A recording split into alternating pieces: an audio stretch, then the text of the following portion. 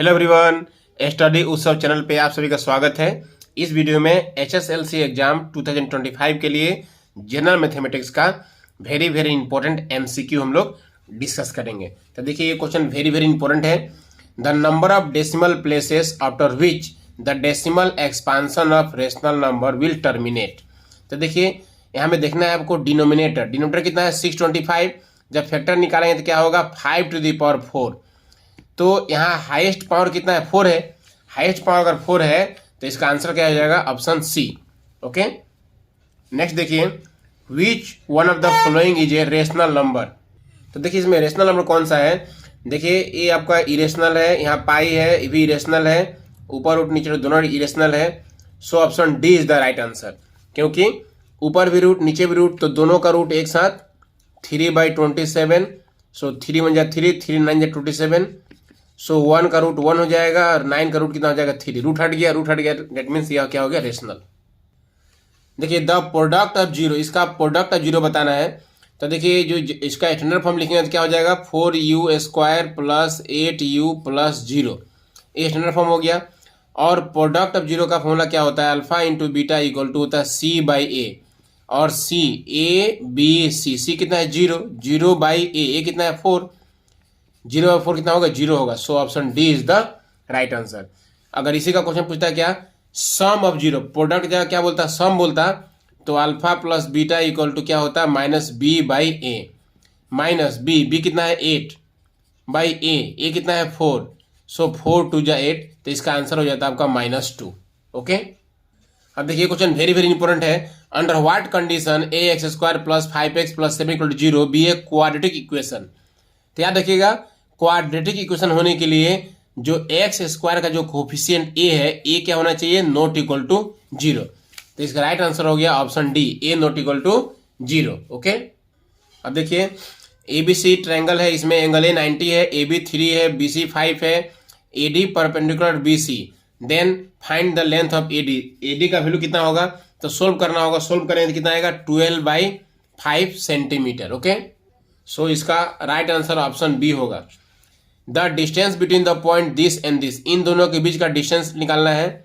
तो क्या करेंगे देखिए 0 - 1 मीन्स -1 का स्क्वायर प्लस 1 - 0 मीन्स 1 का स्क्वायर। तो √1 का स्क्वायर 1, a1 का square 1, so √2। So option B √2 is the right answer.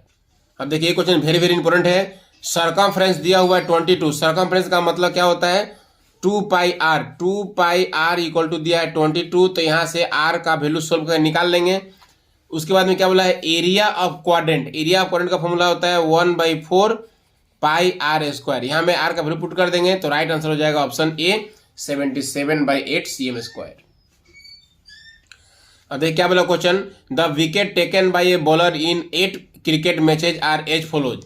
ठीक है, दिया हुआ है 3 2 0 1 6 2 1 2, 1 2 3 4 5 6 7 8, 8 वैल्यू दिया हुआ है। इसको हम लोग अरेंज कर दिए।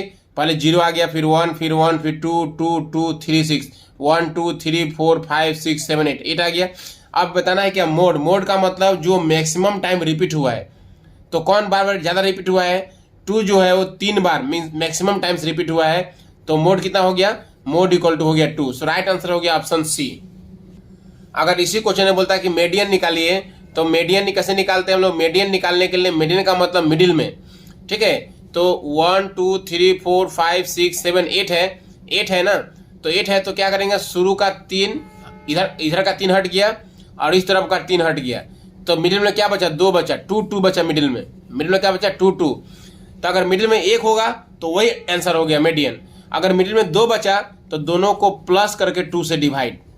तो 2 + 2 4, 4/2 equal to 2 is the median. Okay, अब देखिए the probability of an event E plus the probability of an event not E means PE plus P not E, दोनों प्लस का कितना होता है 1 होता है। सो राइट आंसर हो गया ऑप्शन बी। अब देखिए नेक्स्ट क्वेश्चन देखिए द वैल्यू ऑफ 9 sec² 60 - 9 10² 60। दोनों में 9 कॉमन है। So 9 into sec² 60 degree minus 10² 60 degree. Okay, so 9 into याद रखिएगा sec² theta minus ten square theta क्या होता है 1, मीन्स एंगल अगर दोनों सेम हो तो sec square minus sec square theta minus ten square theta, theta theta means angle, angle दोनों सेम हो तो 1 होता है, तो 9 1 जा 9, राइट आंसर होगा ऑप्शन डी। ओके, देखिए यहाँ बोला है फाइंड द टेंथ टर्म निकालना है 2 7 12 का, तो a इक्वल टू 2 हो गया, d निकालेंगे तो 7 माइनस 2 5 हो गया, हमें निकालना है a 10, तो a 10 इक्वल टू क्या होगा a plus 10 minus 1 into D means 9d, a का वैल्यू कितना है 2 और 9 इंटू डी का वैल्यू कितना है 5, सो 2 प्लस 9 5 जब 45, 45 प्लस 2 47 इज द राइट आंसर। अब देखिए 1 card is drawn from a well shuffled of 52 cards, find the probability of getting a spade, spade कितना होता है 13 होता है, सो प्रोबेबिलिटी इक्वल टू हो गया ऊपर हो जाएगा 30 नीचे हो जाएगा 52, सो 13 1 जा 13 13 4 जा 52, आंसर हो गया 1/4।